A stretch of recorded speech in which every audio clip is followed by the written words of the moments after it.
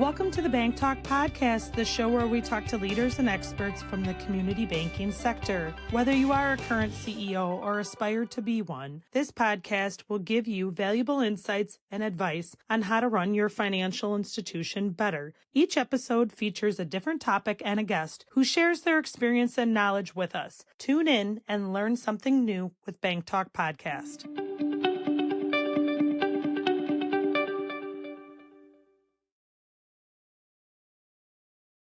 Hi, and welcome to BankTalk. I'm Charlie Kelly, your host and partner at Remedy Consulting. Today I have with me Rafael DeLeon. Rafael is the SVP of Industry Engagement at Ncontracts. Thank you for joining us, Rafael. Thank you for having me. Hey, Rafael, do me a favor before we jump into this discussion on Chevron.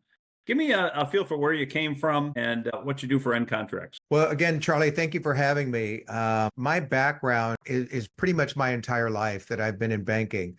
My father was a banker, so I was running around the bank as a kid. I started working at the bank when I was in high school, back in back office areas, and I'll date myself. That goes back to 1980.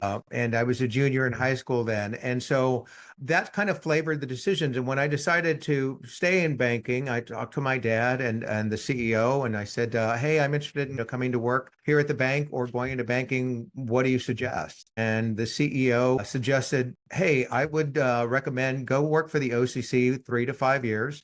You'll get a broad base of experience, understanding institutions that are both operating well and poorly, and you bring a better perspective versus just coming in and learning one institution. So that 3 to 5 years ended up turning into 32 years that I was with the OCC. I was an examiner in Texas and in the Chicago area for half of my career. And then the last half of my career, I was in Washington, D.C., where I conducted a lot of outreach for the agency, meeting with our partners, ABA, ICBA, the different trade groups, state organizations. But more importantly, I ran the director training program for the banks that the OCC supervised, had banker training programs. So I got used to doing a lot of presentations and teaching while I was at the AO and understanding kind of the pain points that both directors were having and bankers were having through real honest discussions. So fast forward through that, I finished my career with the OCC. I'm working for Ncontracts. We are a software as a service company that provides integrated risk management and solutions. And our mission is to really continually improve our clients' ability to manage risk and compliance. And we do that by, having unrivaled industry expertise. It's one of the reasons that I'm here. I've seen the company grow. We're at 15 years.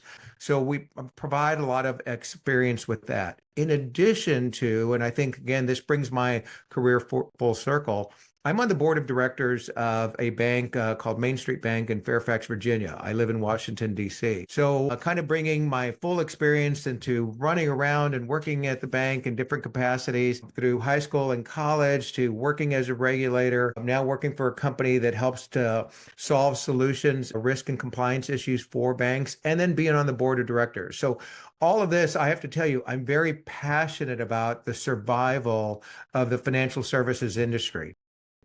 Excellent. Yeah, that's a great rounded background to be able to say that. Right. I mean, in the end, it's a lot of challenges out there for everybody, and you sound like you've seen quite a few of them. Right. So could you do me a favor and I wanted to spend some time with you around this Chevron decision. I feel, your background's awesome for it, and wanted to just kind of get a feel for, I've been seeing a lot of articles on it. I've been seeing a lot of publicity, but I haven't been able to find one where I could go, hey, this wraps it up. I could just read this on the podcast. I thought it might be better as a conversation. Tell me about the Chevron decision, how it pertains to banks, and what does it mean for our industry? Again, glad to do that to the best of my understanding. I'll make a disclaimer up front. I'm not an attorney, so I've not gotten into this. My background is much like yours. How is this impacting our industry, and where did I see this, especially when I worked for the OCC, and what are some of the really pros and cons of that? But, if we look at the Chevron doctrine, which was implemented, in 1984, is when this came up. And this was a case between Chevron Oil and the Natural Resources Defense Council, an advocacy group,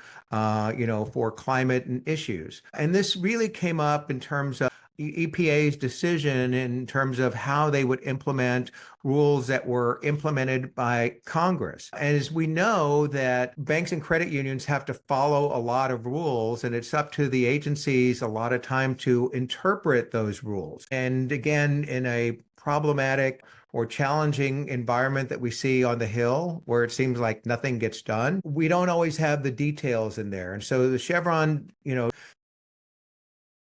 agency to do their interpretation of what they saw in the legal statutes. So I think, again, I think about it very simplistically, that if you imagine you have a school with a principal and teachers, and the principal makes the big rules, and sometimes the rules aren't very clear. So the teachers have to figure out what the principal really meant and make more specific rules for their classrooms. And the Chevron doctrine is kind of like that. It's a rule that says when a law is made by Congress, the principal, and it's not very clear, the government agencies or the teachers have the power to interpret and fill in the details.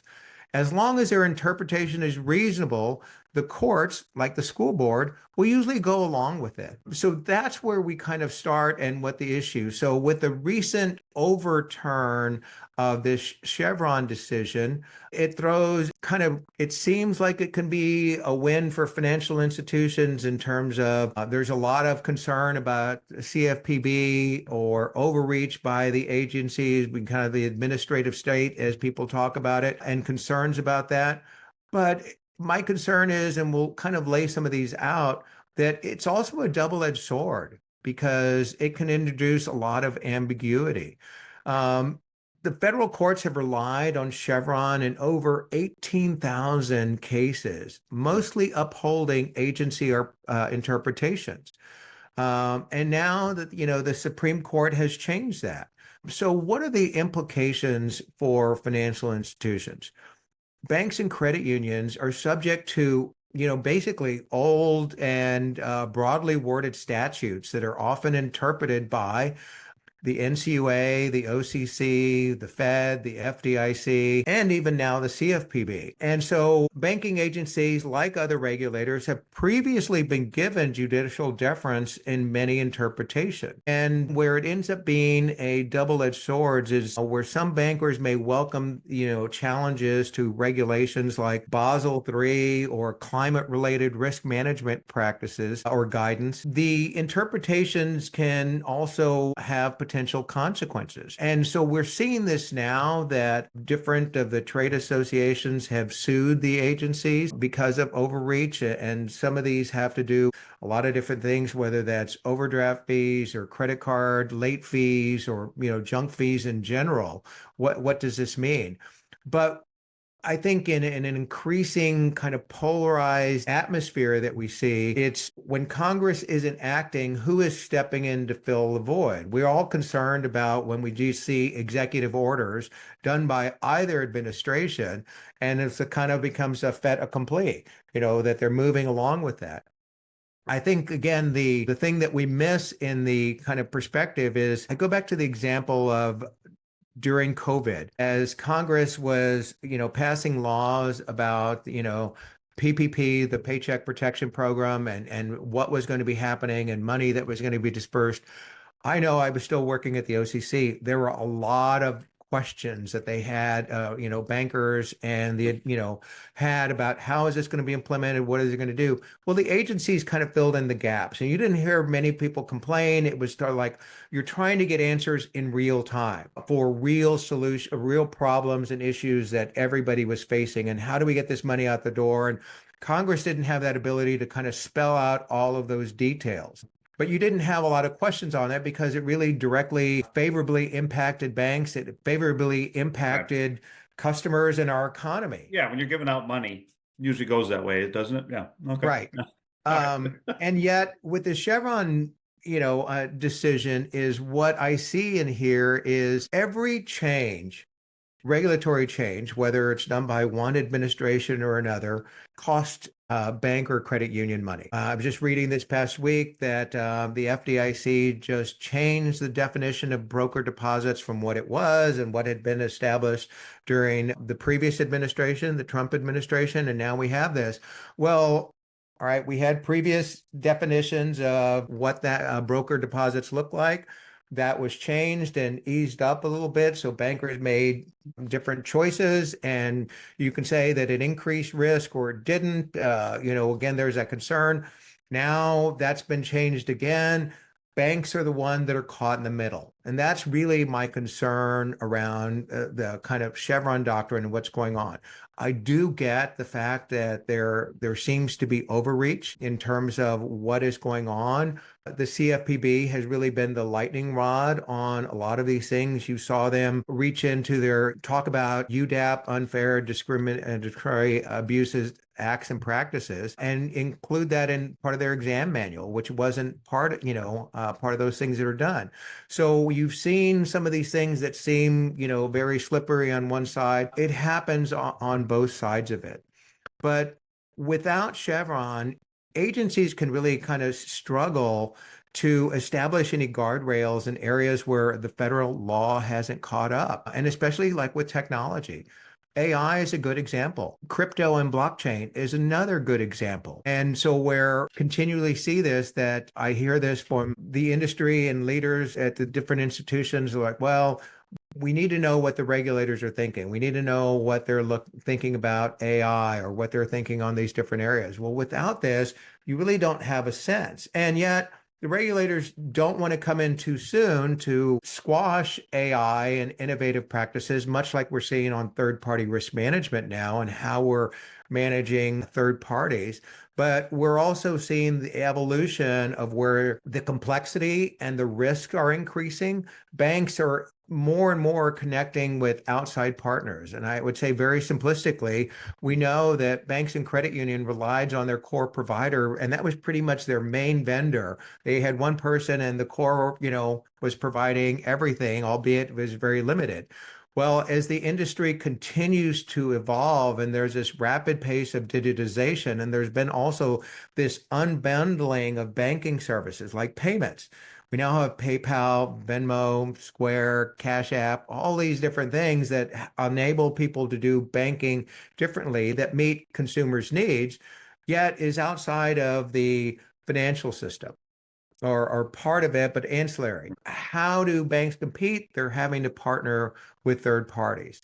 But it introduces a different layer of risk. So we've been seeing a lot on third parties and, guidance. There was a recent statement that was put out this week, but let me stop there and let's see what question you have. Yeah, I had a kind of a sub question there. An overturn of the Chevron decision sounds like all good things for the bank. Like my argument would be the bankers' PACs, right? Their political action committees, they would be arguing probably in Congress for a law that might overturn that. That's the only way that would work. They're not going to affect the Supreme Court decision. But as I think about it, I can only think about good things that come from less regulation.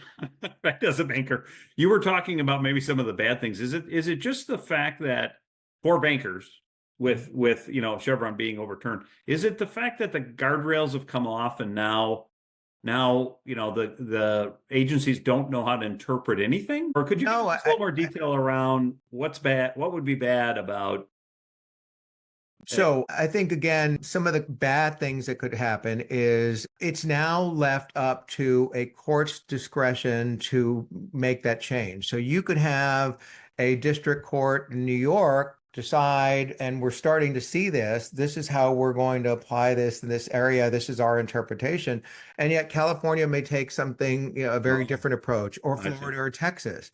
And yet you have banks that are operating in each of those jurisdictions. What does this mean and how is this going to impact? So I think that regulatory uncertainty creates unease. Let's just look at CRA modernization, which is impacting, really banks. It's not impacting credit unions. That's just about to be implemented. Well, if that gets challenged, or 1071, we've seen a lot of challenges around 1071, small business loan data collection. And we're seeing that and like, oh, do we stop? Do we go? Is the CFPB, constitutional? Is it funded appropriately? And all the questions that we've kind of seen. And yet there's questions like, well, this isn't what the law intended. Whether that's right or wrong means I have to stay attuned to every change that is going on and every interpretation, because My institution is moving day to day. And if Yeah, I I'm got you. I got unsure you. of anything, that really provides a lot of angst. Bankers like certainty. They want to know what their regulators are expecting and not. And they like predictability. And that predictability provides clear standards for the courts to follow when At least they're reviewing making points to agency something, you're actions. saying. It allows a lot more flexibility for agencies to adapt regulations and continually changing circumstances without constant legislative intervention. And again, to me, this is the challenge in this legislative environment that we're seeing, that we can't get anything, past the line.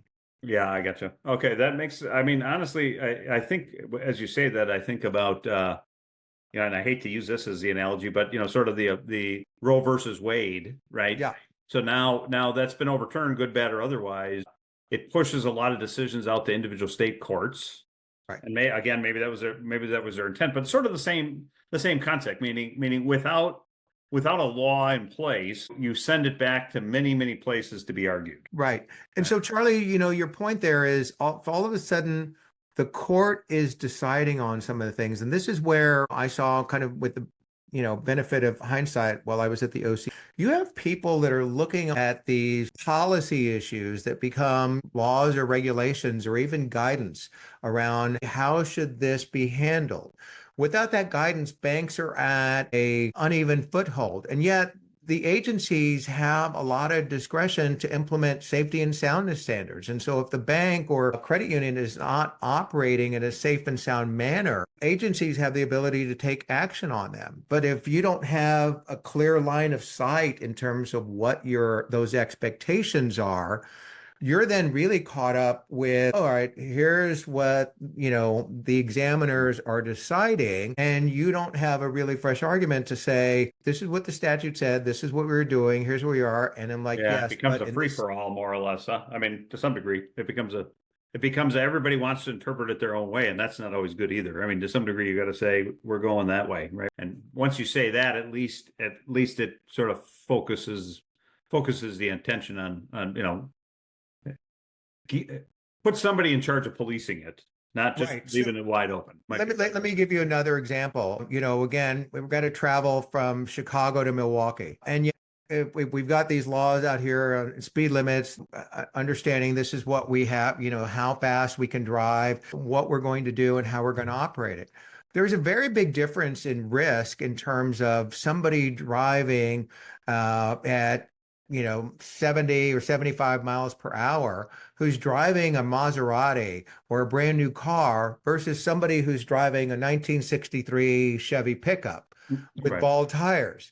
And maybe a speedometer is not working.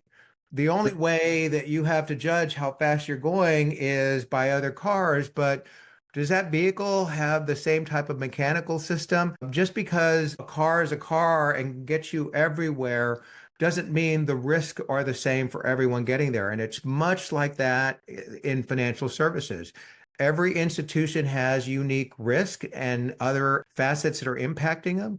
And so just because some institutions may be moving forward with new products or services, we're seeing that, like, again, with some of these partnerships with the fintechs, doesn't mean that other institutions have that same risk profile. Their risk profile may be very different or increased. So when you have that, who's that arbiter of that to saying, all right, you can't drive as fast in the 63 Chevy pickup, and you shouldn't be driving as fast. No, I get it. All right, so let me ask you another question. So the way that the agencies get the information about how they might interpret something is either an act of Congress, a presidential executive order, or a court case? I mean, it is sort of a blend of those three by which they pick their guidance. Yeah, and so again, what the agency is doing is providing the interpretation, like, all right, we have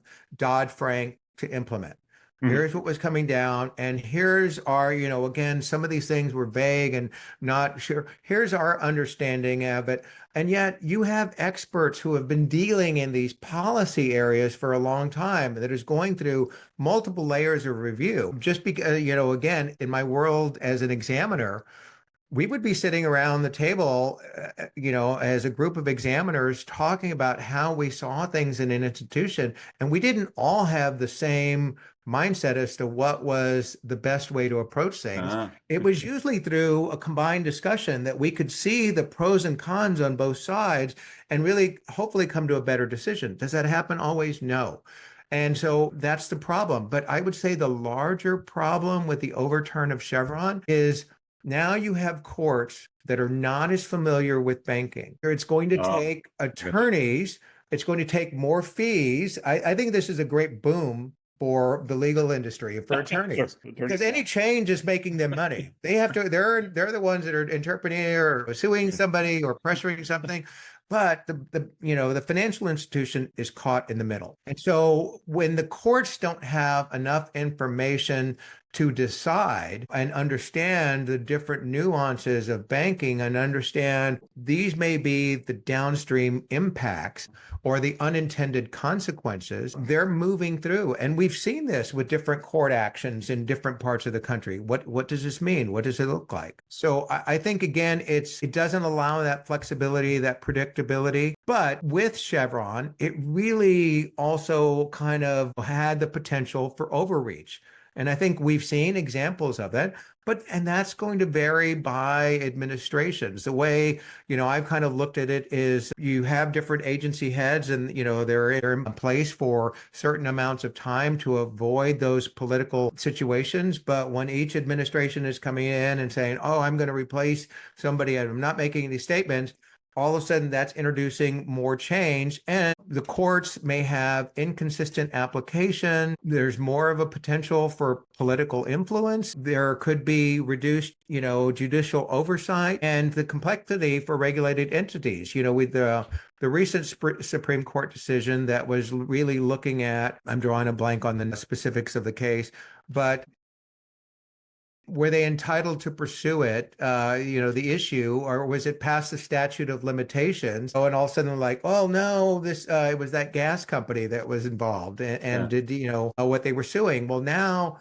that changes kind of how that interpretation of the statute of limitations applies or doesn't, which then kind of brings the ability to kind of create more lawsuits. So I think my concern is that it just brings in more litigiousness into an area that's already highly regulated and creating those uncertainties. And the question the only follow-up question that I think I still have on this is, and you touched on it a little bit, but let's say administration changes. Now, if I were to grab your average CEO or maybe Bankers Association president, right, and say, tell me how many places you think there's government overreach today in the banking sector.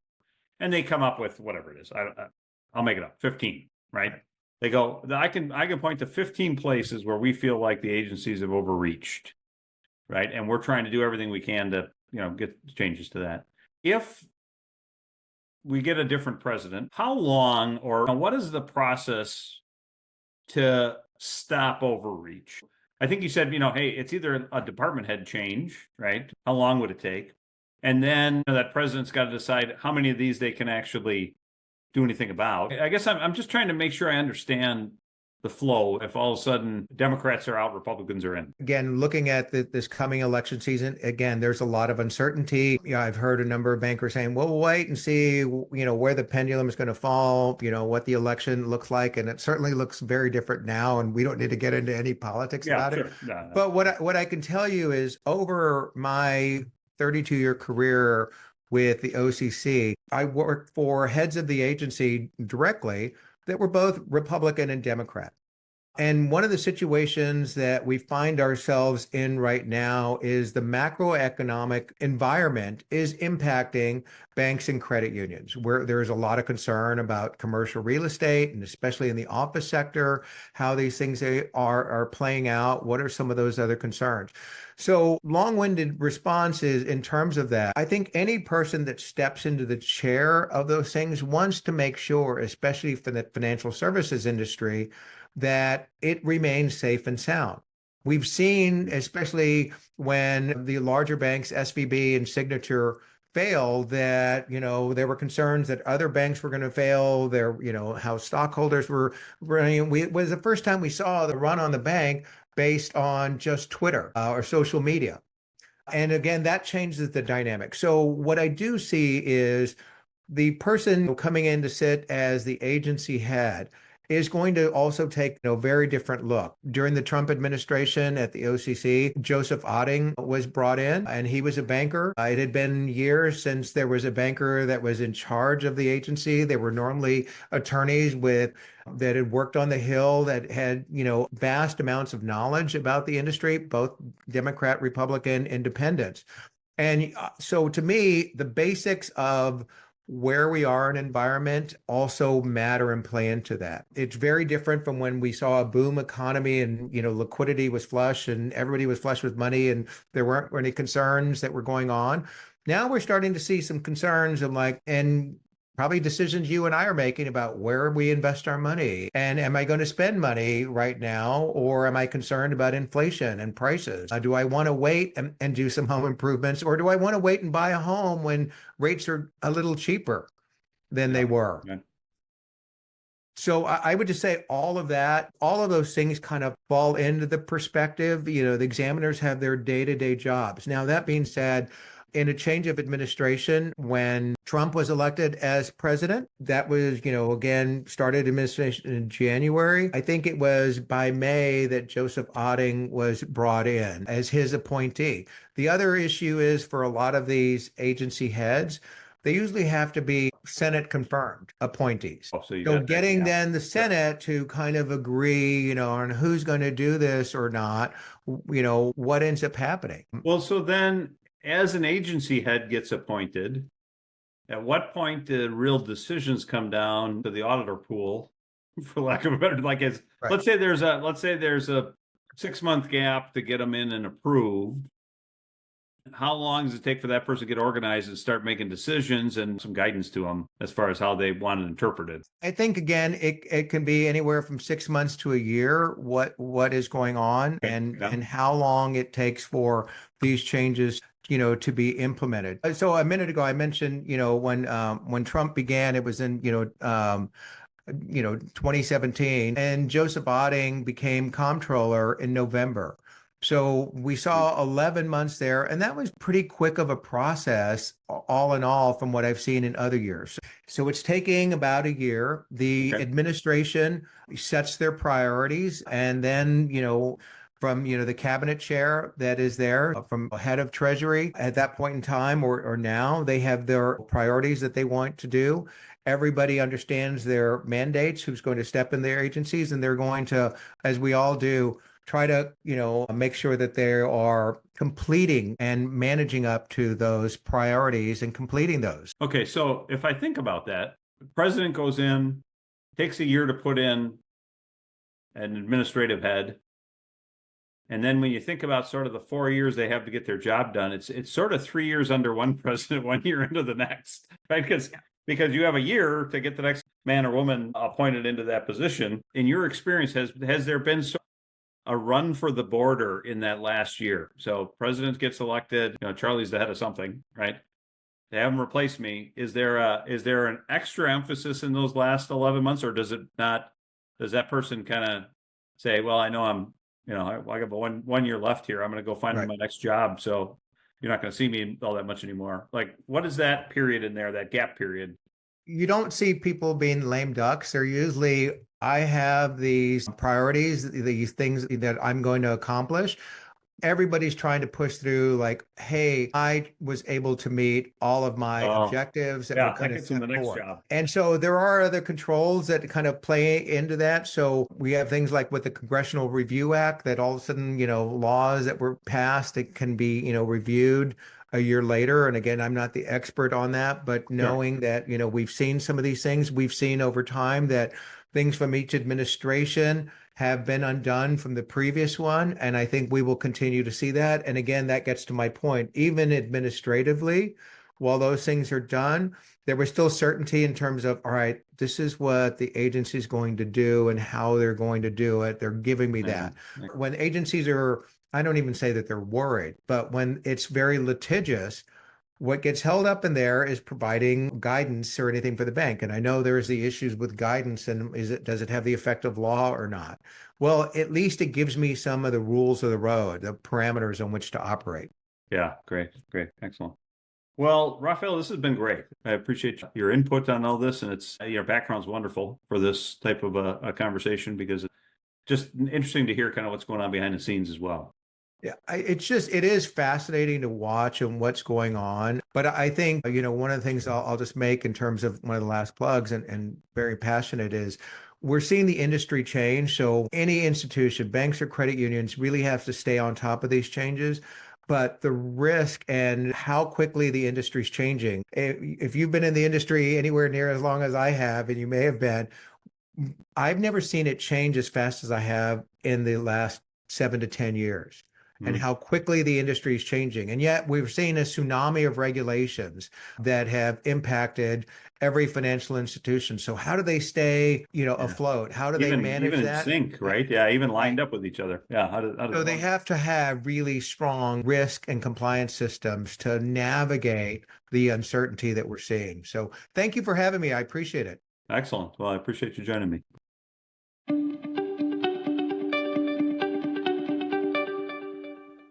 Thank you for listening to the BankTalk podcast, brought to you by Remedy Consulting.